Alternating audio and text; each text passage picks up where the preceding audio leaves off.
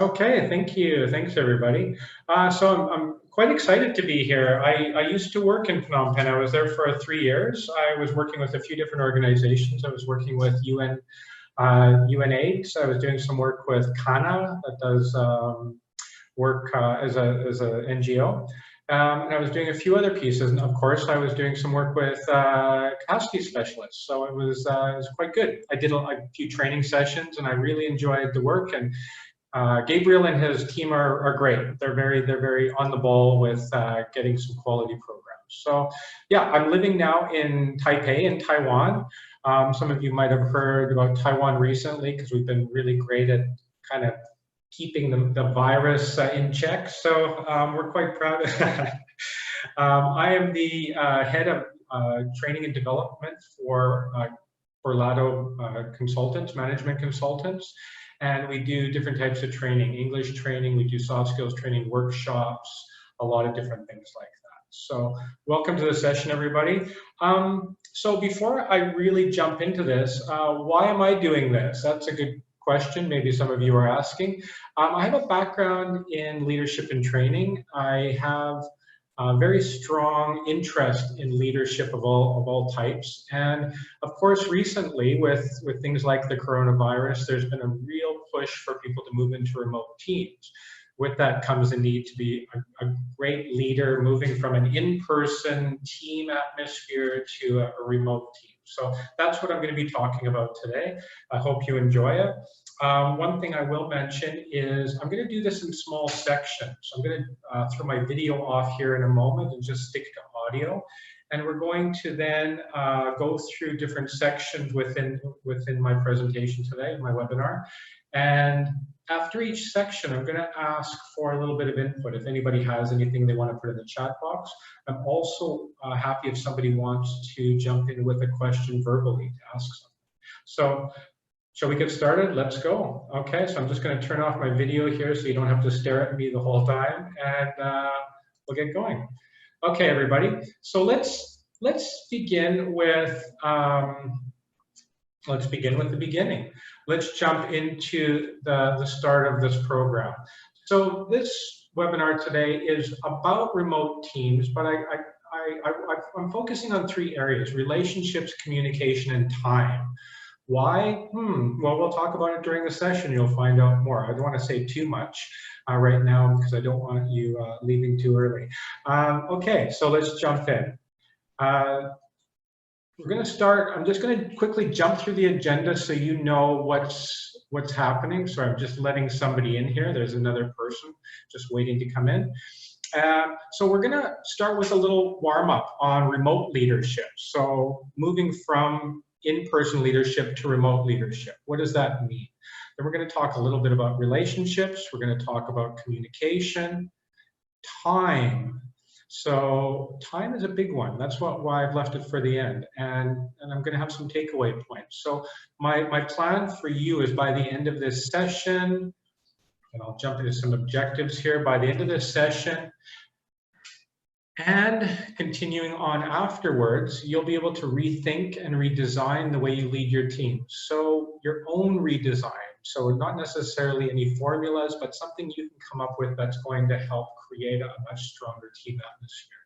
You're going to develop approaches to maintain personal presence and relationships. So how do you maintain a personal presence? How do you interact? How do you keep people motivated, interested when they're in remote teams? We're also going to talk about ways to create more impact through new communication strategies. So how do you presently communicate? Do you think it's effective? Are there more effective ways? So we're going to talk a little bit about that. And the last one is consider effectiveness rather than efficiency as the key to approaching your remote work. So don't worry about if you're not sure about what some of these things mean or why I'm bringing them up. We will talk through them during this webinar. Okay, so let's jump into a warm-up. So what I'd like to do here, and this is something that I think is important to think about even before you jump into a remote team setting. So you're the leader, you're asked to move from an in-person setting. Maybe the virus has made it such that people have to work from home. Perhaps it's just become more cost effective. So what we're going to do is talk a little bit about some traits of leadership to begin with. So think of yourself in this piece as the in-person team lead. You're working with your group in the office and you're thinking, and I've written 6 points here. What are some traits of my leadership? So I should be able to communicate a clear vision and goal, big picture, stronger future goals. As a leader, I should remain positive and motivated. Yeah, you want to sort of set that tone for your team. You want to make sure that they're happy, that they're not being concerned about too many problems. Number 3 supports creativity and innovation. So yeah, as a leader, you really want to push people. You really want to push people to be creative, to be interested, to come up with new ideas and new products. Number 4 sets a good example for others. So what I mean by this is what you say and what you do in your actions mix. They balance, they parallel each other. You're not doing anything outside of that. Number 5 practices empathy. Empathy is basically putting yourself in other people's shoes. So can you put yourself into a team member's shoes when they're not feeling so good, when they are having problems, when they are sort of falling behind in their work? Can you understand things from their point of view? And the last one is good decision maker. So as a good decision maker, are you making decisions based on efficiency, time, or are you making decisions based on who you're involving, how you're involving people, when the best time to make decisions are? So these are 6 kind of things that I thought of in terms of leadership. And what I'd like you to do is think of yourself as the in-person team lead right now, and suddenly you're being asked to move to a remote team setting. What I'd like from each of you is to quickly write in the chat box 2 pieces of the 6. So just write the numbers. So you might write 2 and 4 or 5 and 3. Write 2 of the numbers that you think will be a little bit difficult or tricky or something that will have to change when you move to a remote setting. So what I'd like you to do is write in the chat box 2 of the numbers, 2 of these points that might be a little bit more difficult when moving from an in-person to a remote team setting. Okay, go ahead. Okay, I'm looking. I see a couple points here. I'm just going to take some quick tallies here and see how people are voting. So we have a 2. Oh, we have a 2 and 3 and 1 and 6. So we're going the whole set here. We're going through all 6 points maybe. 1 and 2. Okay. Anybody else?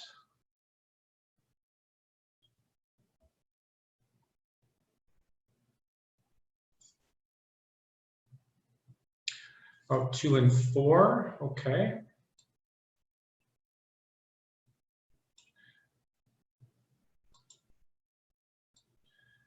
Okay, so we have 2 and 3, 1 and 6, 1 and 2, 2 and 4, 3 and 2. Okay, so this is interesting because I thought there'd be a lot more sort of a big grouping of one number, but we seem to have a lot of people all over the place. So this is a really, really good point to think about, because what I'm seeing here is, from your point of view, everything matters when we're moving into a remote team environment. So that's great. That's a really great thing to think about. Just so I know from Devin, everyone has good empathy. Nice. Wow, everybody's really thinking about it. Yeah, that's true, Devin. Yeah, everybody's really empathic here about the problems as you move into a remote team. So that's great. So thank you very much, everybody. Like that's, yeah, basically we've covered all 6 points. So we didn't leave anything uncovered here. If I said one point that probably isn't said as much as others, maybe number 4, but yeah, again, it's hard to say. So these things, think about these pieces as we run through the rest of the webinar. This will help you kind of think about those 6 leadership traits as we go through the other points, okay? So let's move on. I'm going to move on to the next slide here. And this is where we're going to jump into the idea of relationships. So I'm going to basically frame this for the next 2-3 slides. I'm really going to be talking a lot about there's no one formula. So as a leader, as you jump into a remote setting, you have to kind of navigate lots of different factors. So why I put these two sides here really plays into your team members and yourself as well. So personality and culture, when you're moving into remote teams, you have to consider not only the team, but also the individuals on the team and the cultures that they represent, and also your personality and your culture. So I just put a few points here, and this is just to kind of add a little bit of a matrix for you to understand this a little bit better. So I started with introverts and extroverts. So you're moving into a remote team. And you have people on your team that are introverts. They're shyer. They like to be by themselves. They kind of recharge their own energy by themselves. You have extroverts who like being in social contact, who like being with people.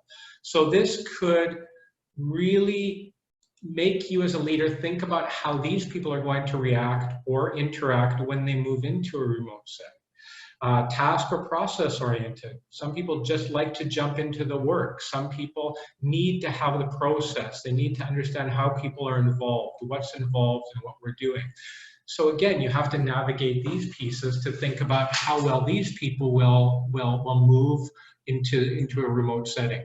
And then there's identity. So I've only written a few identity pieces here. So it could be country or regional culture. So for example, I'm from Canada. Being from Canada, I'm probably a bit more individualistic. I tend to sort of like to kind of do things on my own. I like to work on my own.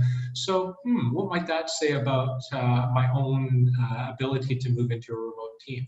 Age could play a big point.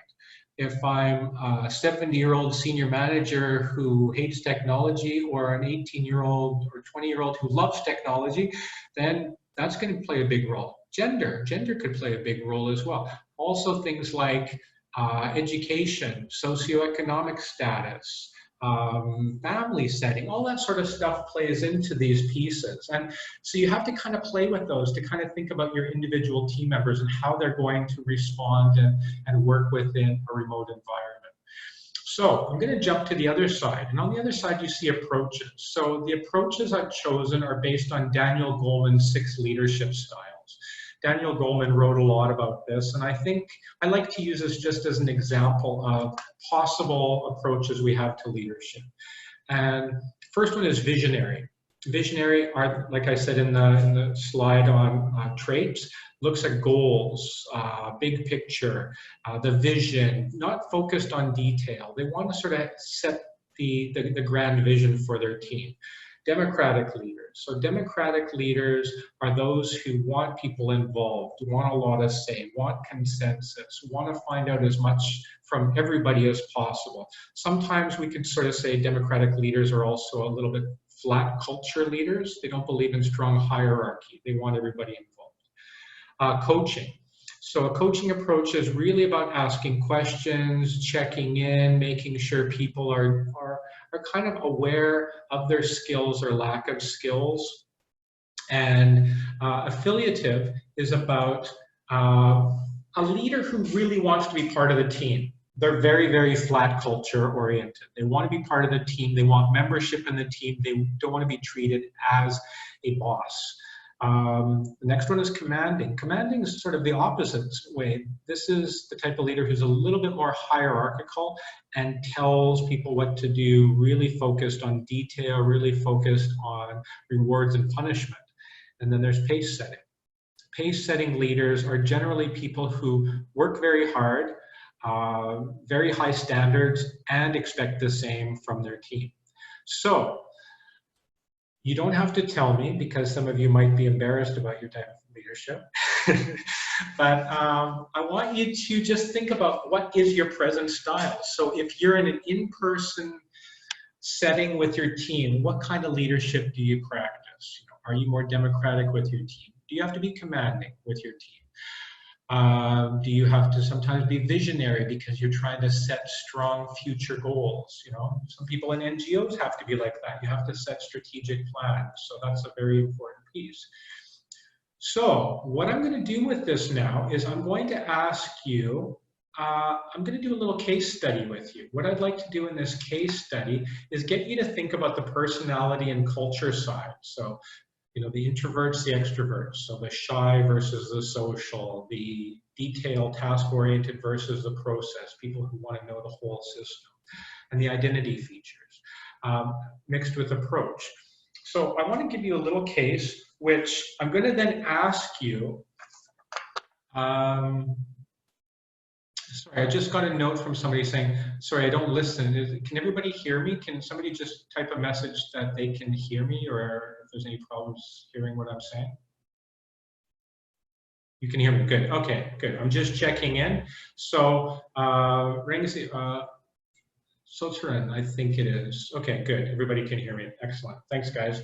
So, and I will be checking in a moment as well. I'll be finishing this section. So, thanks for making that note. If you could just check your settings on your side, maybe that will help a little bit. Okay, guys. So, what I have is a little task for you here. So, I'm going to give you a team member. This team member is moving towards the remote environment. You've been working with them now, and you haven't really thought so much about them as an individual as you have as part of the team.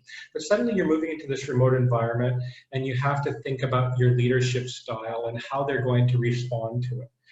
So what you have here is somebody who is maybe a new employee, a newish employee, so they don't have a built-up expertise in the work they're doing. They're new to the team, maybe 25 to 28 years old, quite task-driven. Maybe they're an engineer, maybe they're an accountant, something like that. I'm not going to set any parameters on the job. And they, they basically, they come from a culture that's maybe a little bit more individualistic. So, and they're also a bit introverted. So an introvert who's a little bit task-oriented, younger, new to the team, and maybe from a more individual culture where they like independence. So I have two questions here. My first question is, do you think this person will respond well to working in a remote team on their own from somewhere like their home or a cafe? And I'll just get you to write a yes or no.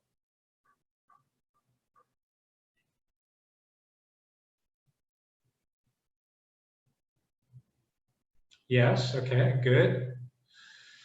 Yes, I think so. Okay, a couple of responses here. Yeah, I mean, I would agree. I hope so. Yeah, we all hope so as we move into remote environments that all our team is on board. But yeah, I mean, some people may not be. But yeah, I mean, this is a prime, from my perspective, a prime candidate for remote work. Somebody who likes to work independently, individualistic, task-oriented. Yeah, a lot of things are there that might make them respond well to a remote environment. Now, let's look at the approach side. Based on what I just told you about this person, what is the best approach or approaches to working with this person? So come up with, an approach or one or two approaches that you think might fit in nicely with working with this person as their leader.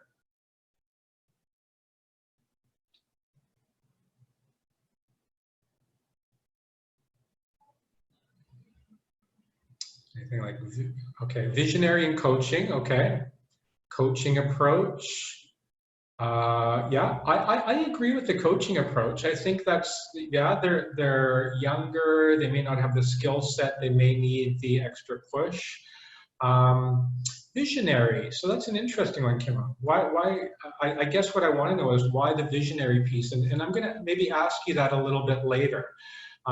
Coaching and democratic, sure, yeah. So coaching seems to be the winner here. I think this is the biggest approach. I think, if we're going to say a default approach, yeah, I think coaching would kind of win out here.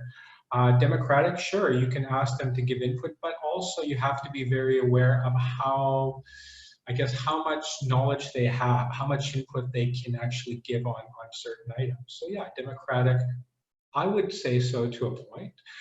Devin, maybe you can add something a little bit later to that as well. Okay, so at this point, I want you to just think about these pieces. And before I move into communication, does anybody have any specific questions on this or something you'd like to voice? You can unmute your microphone and ask a question if you'd like as well. So if anybody'd like to type in the chat box with a question on the relationship section or ask a question live, that's totally fine. Let me know. Anything? So Devin, yeah, you have one. Did you want to type it or did you want to ask? If it's okay, I'll unmute my microphone. Yeah, of course. So you're talking about this person who is an introvert, right? Yes. Yeah. And I worry about this sometimes because I'm very extroverted.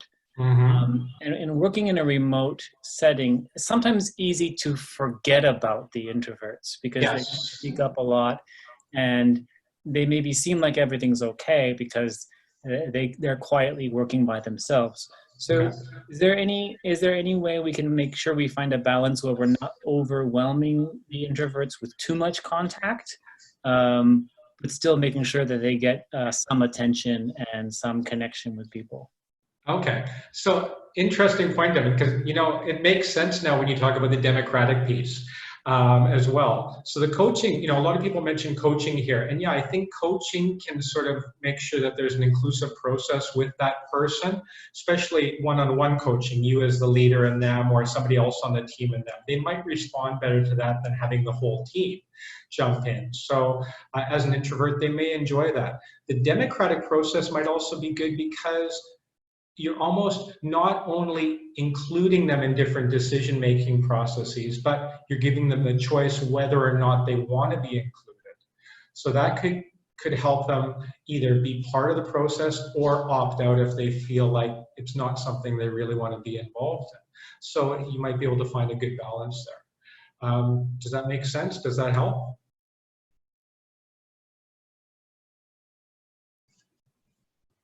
Okay, good. Best way of coaching someone. Wow, that's okay, Narat, that's a very long question. You know what? I'm going to give you my email at the end, and we're going to talk about this more in detail. A lot of different ways to coach, and also coaching is very, very based on individual personalities and culture and cultural roles. So yeah, this is something I think would be a great thing for you and I to discuss on the side because it's a lengthy conversation, okay? I hope that's okay. Let's move on, and I won't forget about this. We will jump into that a bit later, and I'll make sure we follow up. Let's jump into the next piece. So the next slide I have is on communication. Now, before I go into this too much, I really want you to know that this is something I created on my own. This isn't something I just kind of took out of a book and used. It's a matrix that I've sort of created that works for me, that helps me understand how and what and why I'm doing what I'm doing. So let's say I'm waiting, I'm trying to, sorry, there's somebody still waiting here okay, good. I just have somebody who is waiting outside of the meeting and I just let them in.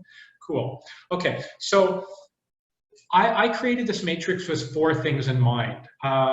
Communication depends on the purpose. So why am I communicating? So I'm thinking of this in the remote format. So this is the purpose of why we're meeting or getting together as a team to check in, to update each other on certain information. Are we just having a regular monthly meeting? Are we problem solving? Are we having an emergency meeting? Lots and lots and lots of things. I just brought it down to 4 pieces because I didn't really want to overwhelm people with too much information. Meaning, so the meaning here is really up to the individual, and this is how I defined it. So objective meaning. So am I going into this piece, this purpose piece, with an objective stance? Am I being logical? Am I just looking for information? Am I looking for researchable evidence? Things like that. Is it emotional? Is it something that's going to require an emotional piece? from me or from my team to add to it? Is it important? Is it urgent? Is it both? Is it, is it a mix of both? The style.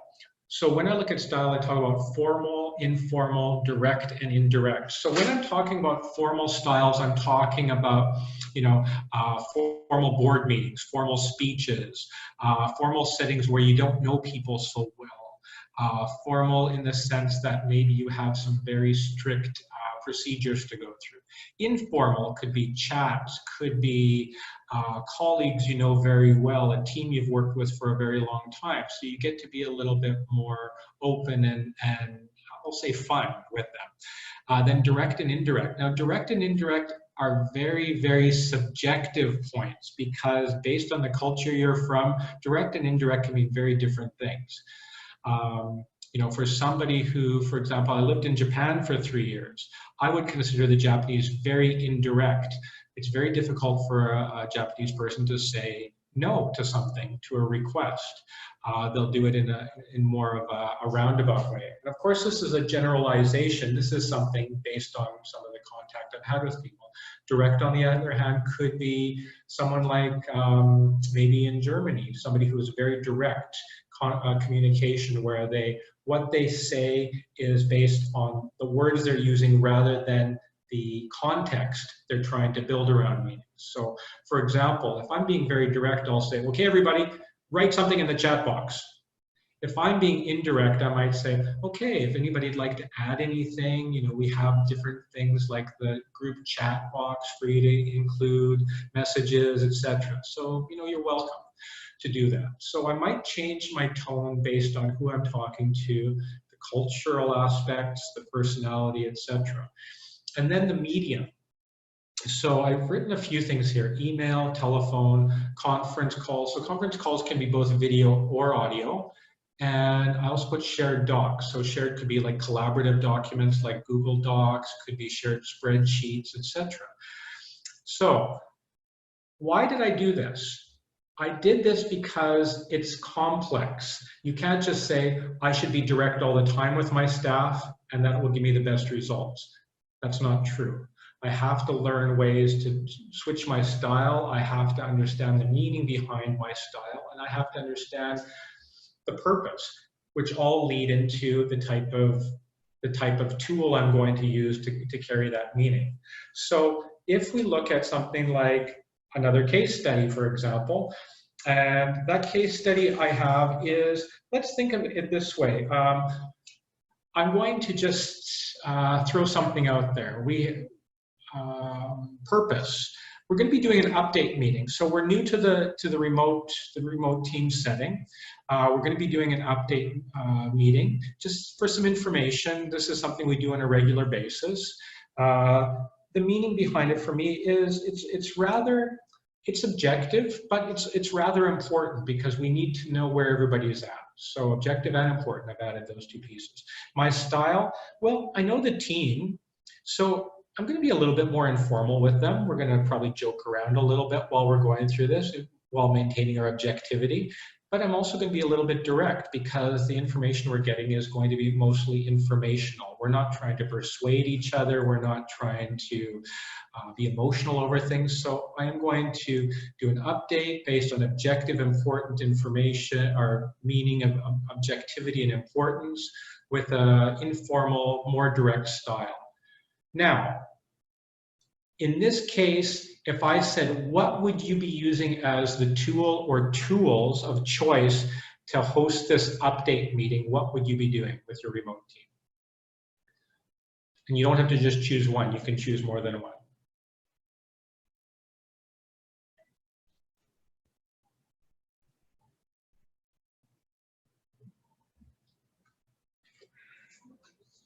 Okay, so somebody said conference call and shared docs. So Emily, Emily, yeah, sorry. Could you tell me if the conference call would be audio or video?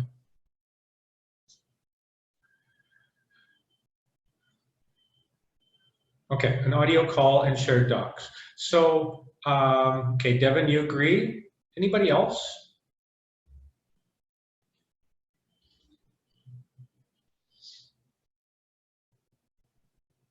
Is there anything else that I haven't included here that you might put on that list?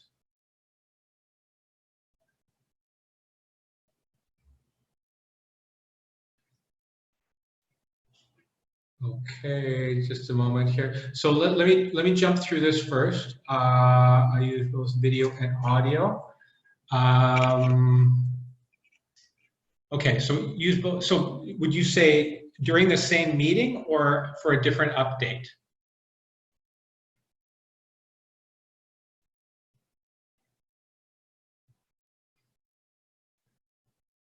Difference. Oh, so for different meetings. So could you actually, could you just tell me in what, maybe one case where you would use a video conference?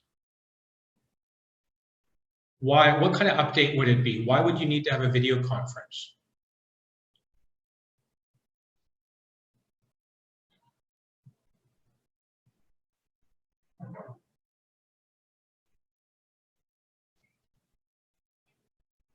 Okay, cool. Okay, that's great.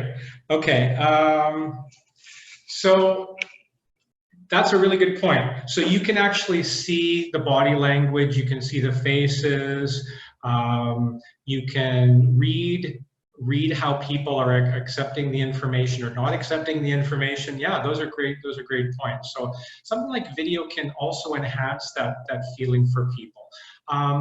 You may be using shared documents where you're not going to see each other a lot, but at points during the meeting when you're switching over, when you're moving between updates, there may be points where you just want to see each other, where you just want to kind of make that personal or that personal presence aware with each other. So let's go back for a moment to Vanta. So Vanta, when you're talking about the 7 C's for remote communication, can we just hold off on that and bring that back to the very end? Because I think that's a little bit more of a lengthy question. So we could focus on that when we come back to the end of the session, okay? Okay, perfect. Okay, thank you very much.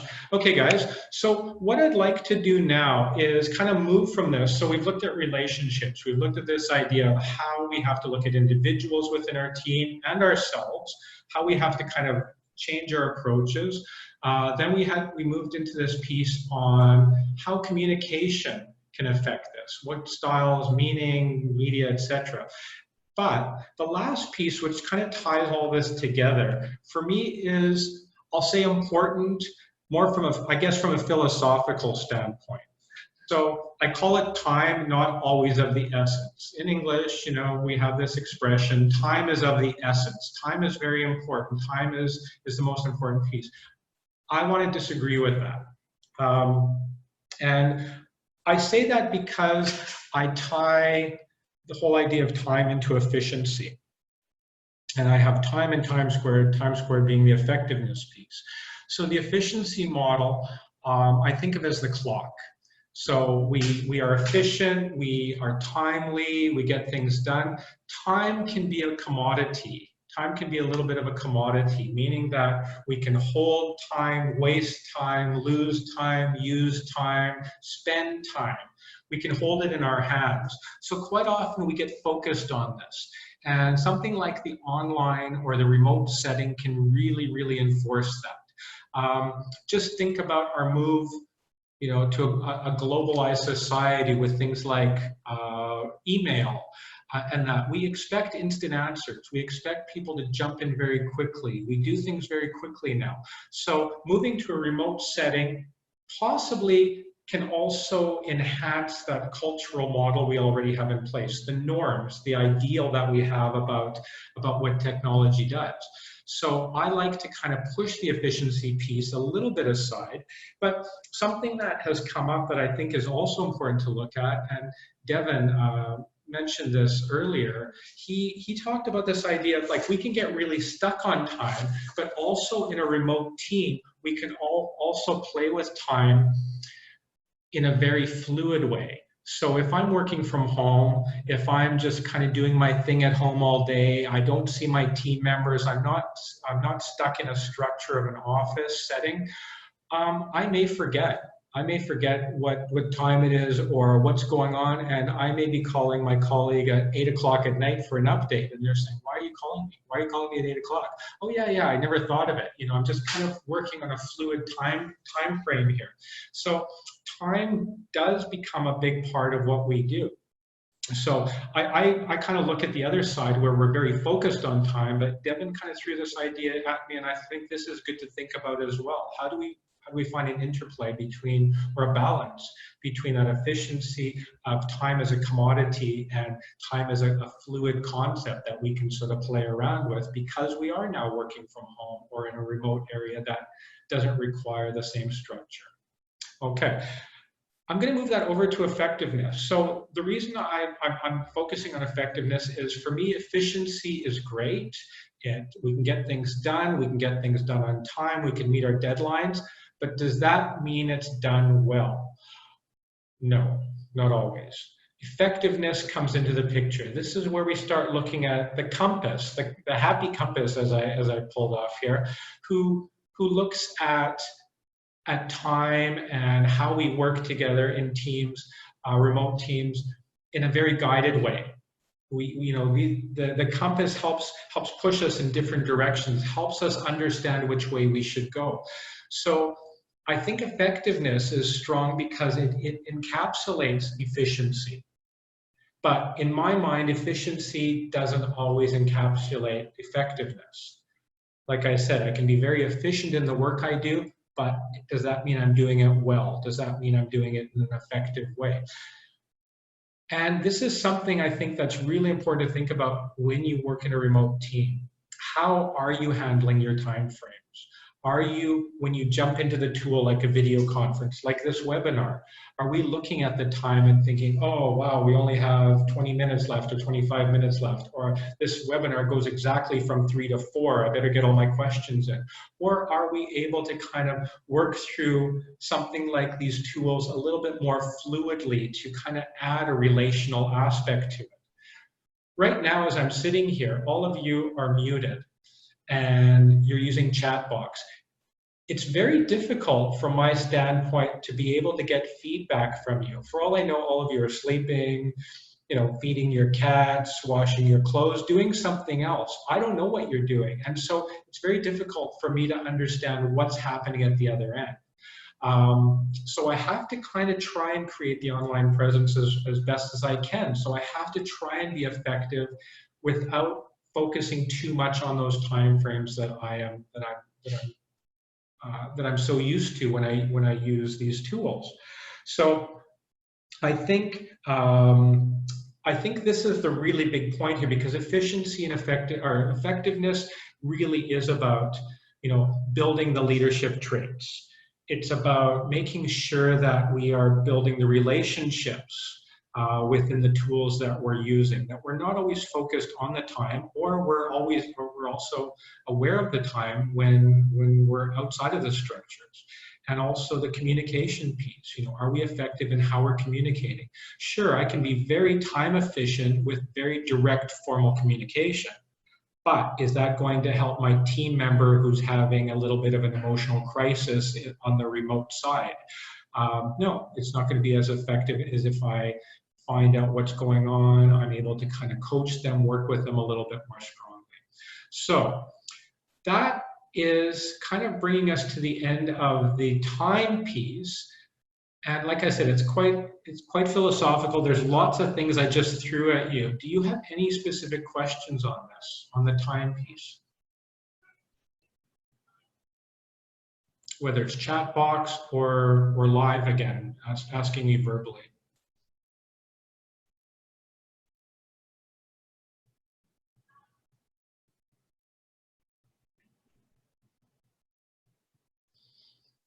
I've either lost all of you or you're really, really interested in this topic. So, okay, thanks everybody. Could somebody just send me a quick message and just say, can everybody still hear me?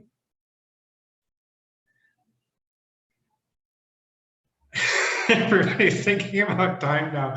Yeah, that's true. Everybody's worried about time. What if I say something and I'm thinking how much time? We only have 20 minutes left. Yeah, that's true, Devin. Okay, cool. Okay, excellent, guys. Yeah, so as you can see, like even now with with this whole piece, the relational piece, the communication piece. I'm feeling like I'm one-sided in a webinar, and I'm not getting the feedback from you. I have to ask for that feedback. I can't just see you. I can't interact with those pieces. So yeah, it's very interesting to work through that. Oh, sorry, Nicholas said, could you explain the difference between effective and efficient? It's not clear for me. Okay, so good. So efficient, as you can see the two pictures here, Nicholas, efficiency for me relates to a clock or time.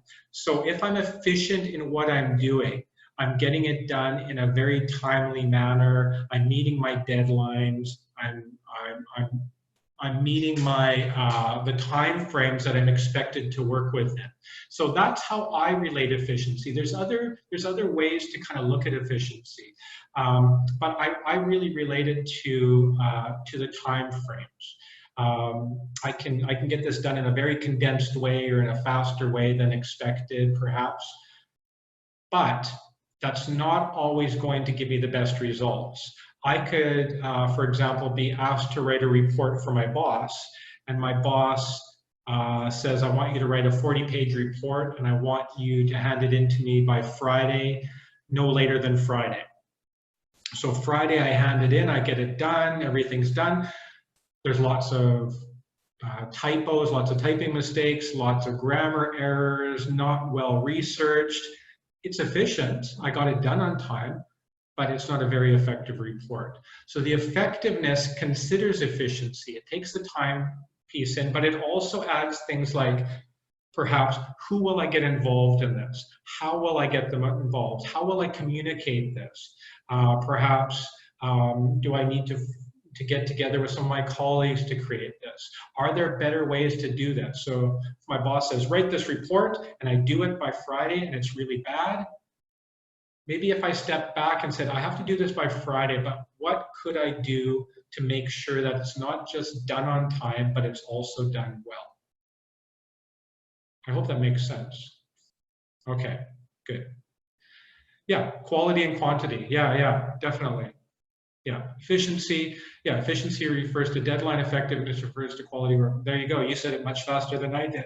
You're very efficient. Excellent. Thank you. Great. Okay, so let's move on. I'm going to move into the takeaways here, and the takeaways are just kind of linked into the initial points on objectives for what I was trying to do through this program. So let's look at the takeaway points here. And this goes from the very beginning. And I just want to I'm going to talk about each of these very briefly, but also expand on them a bit. So takeaway points, consider ways to model remote leadership. So how are you modeling your leadership when you're working with teams in person? How do you take that and model it in remote leadership formats? Do you have a chance to shift things a little bit? You know, people mentioned that whole idea of empathy. How do we become empathic? How do we show empathy or step into other people's shoes when they're at a distance? Can we sort of create those pieces? Can we do more check-ins? Can we make sure teams are doing well? Can we add that emotional meaning piece and do more check-ins with our teams on non-appointed times? So thinking about some of those ideas. The next one, don't solely focus on the team. So be very aware of individual responses to change. So the change of the remote team. Not just others, but yourself as well. How are you responding to it? As a leader, we often think we have to take care of other people. I think it's also important to step back and take care of yourself. Make sure you understand how you're going to face that change to a remote team, which will then give you leverage, which will then help you understand how your team and the individuals on that team will work better. Okay, and shifting your own leadership styles. So the leadership styles you use now, the default settings you have, are they going to have the same effectiveness, quality, as you say, Nicholas, as the ones that you had before when you were in in-person teams? So the remote piece may need some shifting and some style changes. Build your own matrix. Yes, as I mentioned, the matrix that I created is kind of my own doing. It's how I look at things. I could redo it tomorrow and have completely different ideas. So just kind of think of your own matrix, develop skills to become more adaptable when communicating remotely. Think about the purpose and the meaning and the styles of communication you have now. Are there ways you can sort of shift those things with the remote environment? And asking, maybe checking in with team members to find out what works for them as well.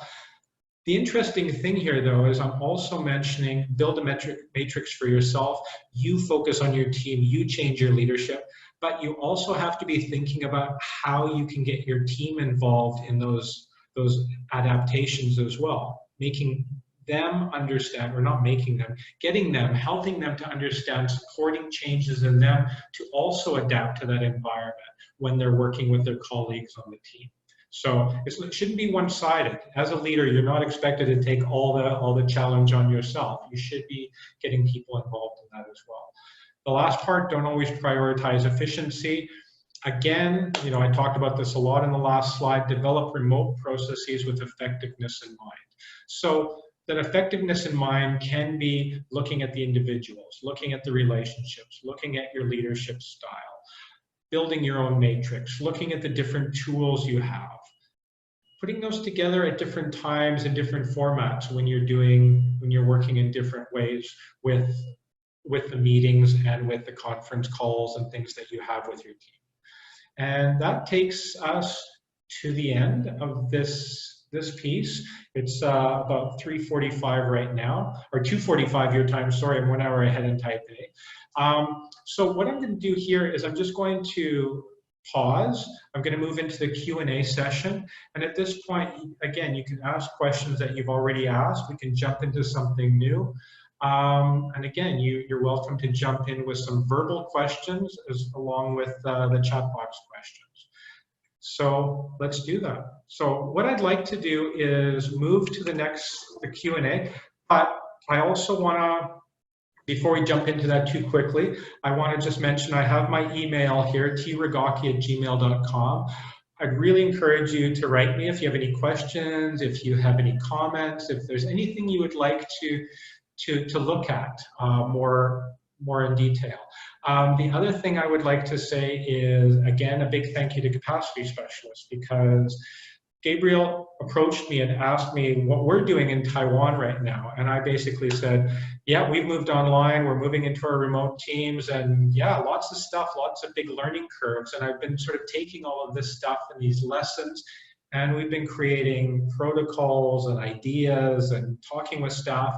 And we've kind of put this together with some of these, this webinar has been put together with some of those ideas in mind. So thank you.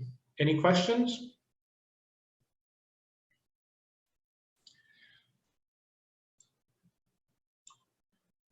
What I also would like to do is I'm going to start my video just so you can see me again here, just to add that presence, that approachability factor, just so people don't feel too shy. Hello?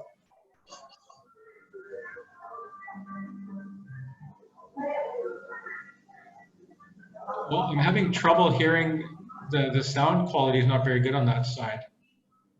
Oh, so that's it. Your question on the 7 C's was, let me go back to that. When talking about effective communication, we refer to 7 C's. Could you share some examples of 7 C's for remote communication?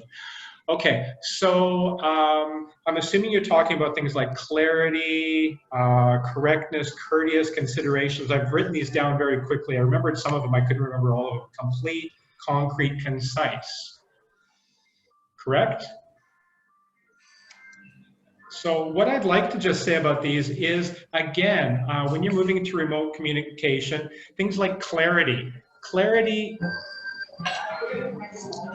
oh, I can't, I don't know if you can hear, anybody else can hear that, but I'm having trouble hearing the audio from somebody right now.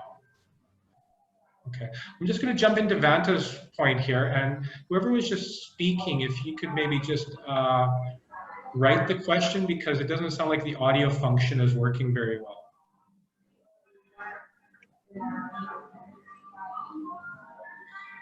Okay, so what I would say about the 7 Cs really is about the cultural, culture and personality are very important within this. So clarity is based on the, hello?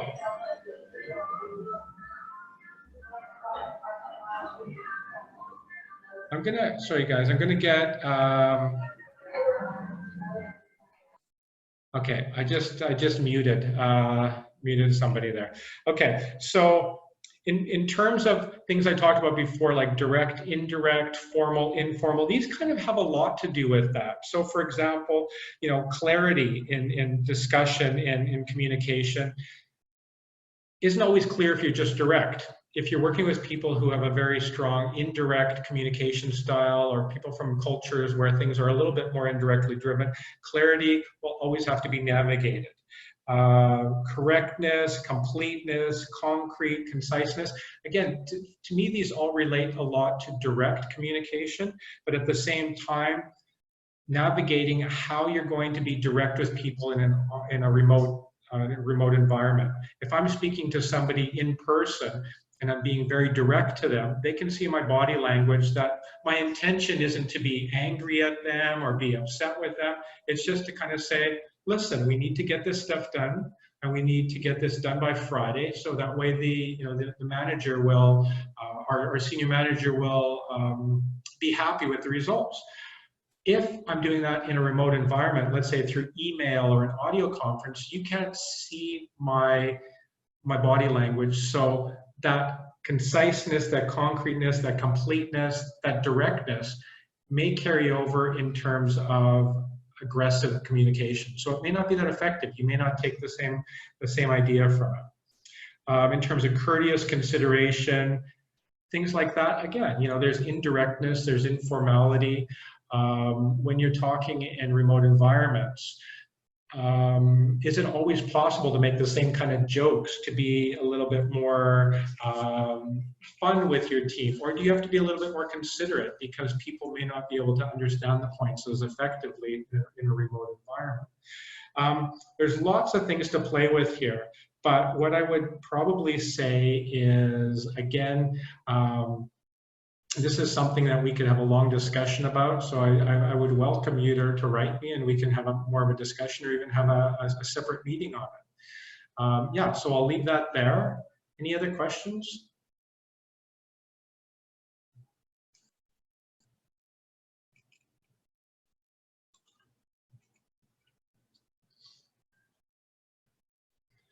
Okay, thanks, Fanta. So yeah, again, I'm very happy for you to write me, and if you want to set up a separate meeting and have a discussion, I'd be very happy to have a philosophical discussion on this, okay? Anybody else?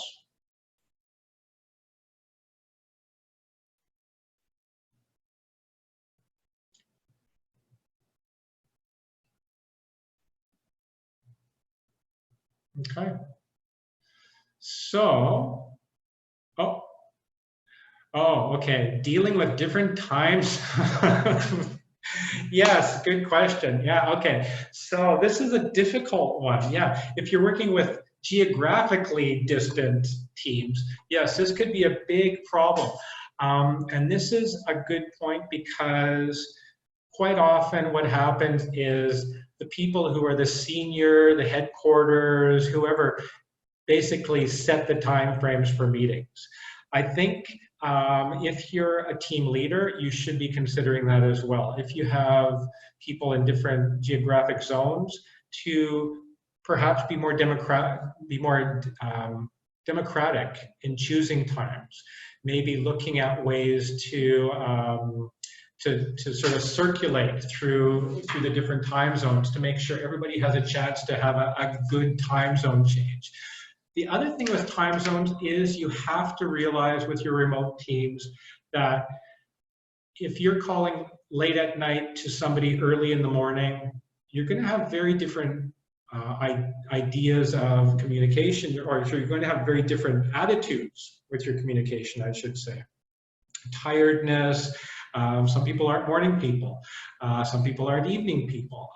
So you have to consider those factors and make sure that you know, people are also able to possibly ahead of time when you're working with remote teams to kind of set those parameters or those ideas, or check in with your team members to find out what they do like, what time frames they do like the best, when they're at their most energetic, and when they're most communicative. So that might be very helpful. Hope that helps. Right now we're only 1 hour away, so that's pretty good. How often do we have to exchange to keep the team motivated? Wow, okay, good question. I don't have an answer for you other than to say it depends on the team. If you're working with a team that's highly independent, probably not so often, but if you have people who are used to working with each other and doing constant check-ins, you might want to spend more time doing small check-ins once in a while, having small meetups every once in a while just to check in on things that maybe aren't important. And this is a big point here. A lot of times we think because we have the remote tool, we should only be using it when something important, urgent, something that's part of our regular job comes up. Not necessary. Think about your workplace. And I guess this is what I would say, Emily, is to think about how in an in-person team you work together with your group. Do you joke around a lot? Do you have a lot of informal discussions? Is it highly direct? Is it highly efficient in terms of how you work together? How can you move that into the online piece? You know, Devin made a good point before in the sense like you want to make sure everybody's included. You want to make sure everybody's motivated as you ask, but you don't also want to overwhelm people to the point where they're thinking, why does my boss keep checking in on me? Why are they so worried about it? Am I doing a bad job? So I guess you have to kind of find that balance with the in-person piece moving into the remote environment, and also playing with those personality features that you might know about your team members. I hope that helps.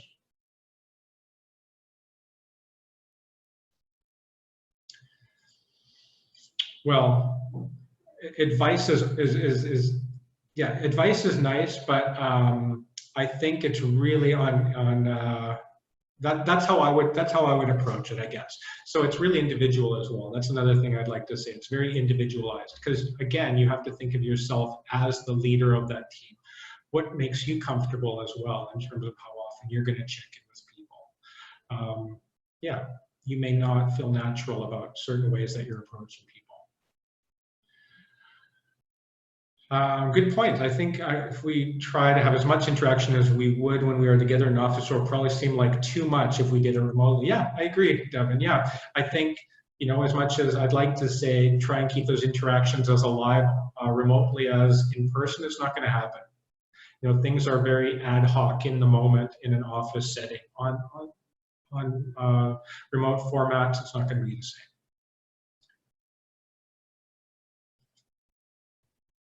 Cool. Anything else? I think we're almost at time. I'm going to be very efficient here and say we are almost on finished our time here. Oh yeah, so we have feedback forms. If everybody could go into the chat box, there's some feedback forms for you to fill out on this session. And again, I'm really, really happy to field any questions or comments you have through email as well. But I will also ask you if there's anything that you'd like to see happen through something like Capacity Specialist that I could also suggest to them for future webinars or workshops or anything that they're doing on their side, because they have been very supportive and they're really trying to support people in Cambodia who are moving into the remote format. So that's it. I will leave it there. I hope you enjoyed it. Lots of stuff. I apologize if I ran through things too quickly, but again, you're always welcome to write me with any questions or any ideas or comments, okay? Great. Okay, thanks everybody. Talk to you soon.